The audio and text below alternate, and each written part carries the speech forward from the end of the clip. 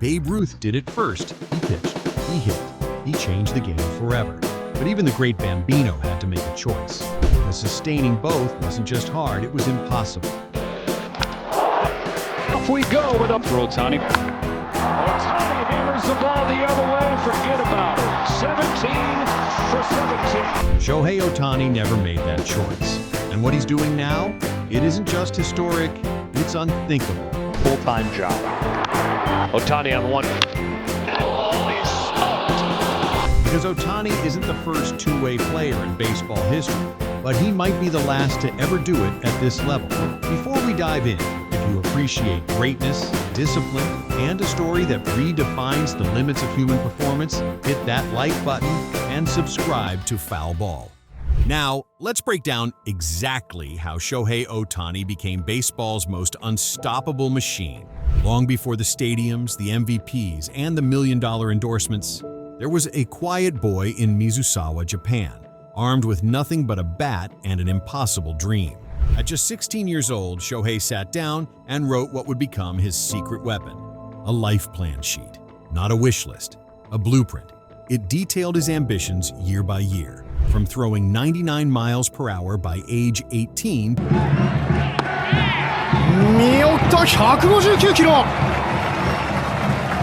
to being drafted into the MLB by 25. This is the first time I've been talking in front of such a big crowd that I actually kind of forgot what I was going to say. It even mapped out daily habits, waking up at 6 a.m., reading books on mindset, practicing gratitude, visualizing success. It was more than goal setting, it was self-programming. From that day forward, Shohei wasn't living a normal life. He was living a design. What separates Shohei from every other athlete isn't just that he hits and pitches, it's that he's mastered two entirely different physical crafts that often contradict each other. 特殊なことをやってる性質上、いろいろね、言われること多いと思いますけど、その中で、そうですね、印象に残る1ページになるように頑張りたいなと思ってます。Pitchers train for elasticity, shoulder durability, and rotational torque. Hitters train for power transfer, bat speed, and lower body drive. No one does both, except Shohei. So how does he do it? By splitting his weeks into functional movement blocks, each focused on a different role. On pitching days, he'll perform plyometrics, mobility circuits, and shoulder care routines designed to stabilize the rotator cuff and elbow.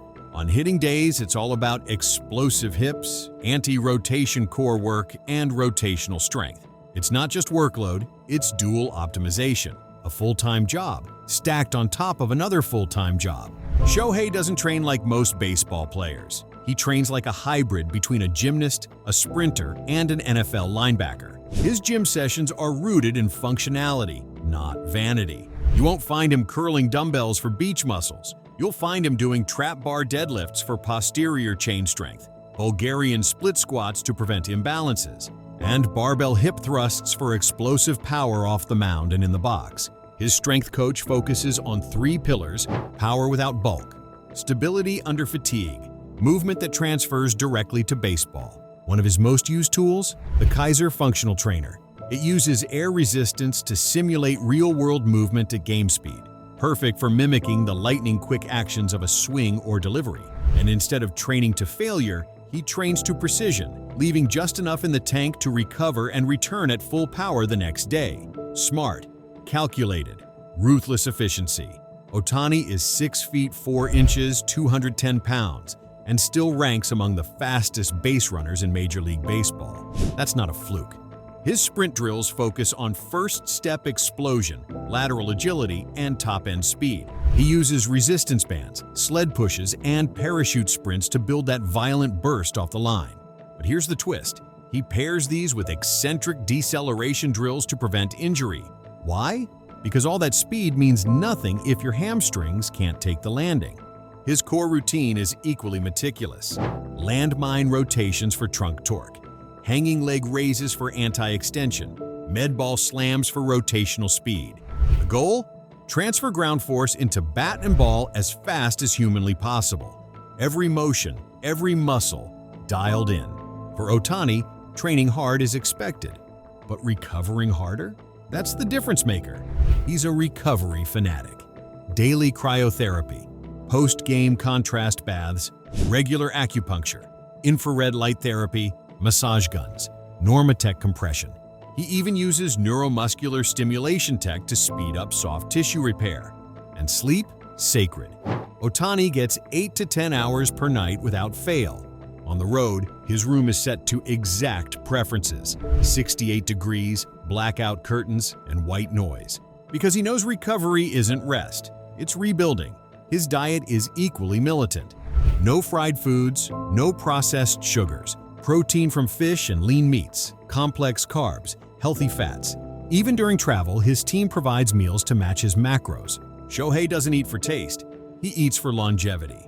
What happens inside Shohei's mind may be his most elite trait of all. He's calm, humble, polite, but behind that is a machine. He journals daily, tracking performance, emotions, and areas for improvement.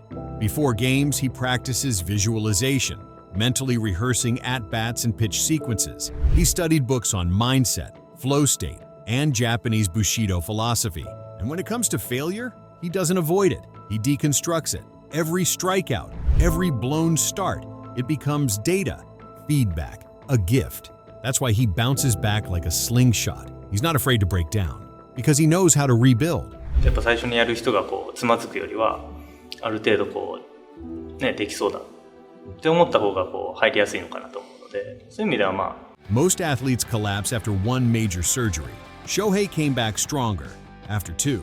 Following his 2018 Tommy John surgery, Ohtani reinvented his throwing mechanics, adjusting his arm slot, increasing hip rotation, and refining his balance point. After his 2020 flexor strain, he doubled down on arm care, long toss, band work, scap retraction drills, and monitored throwing workloads to the pitch. In 2023, he faced a second Tommy John scare.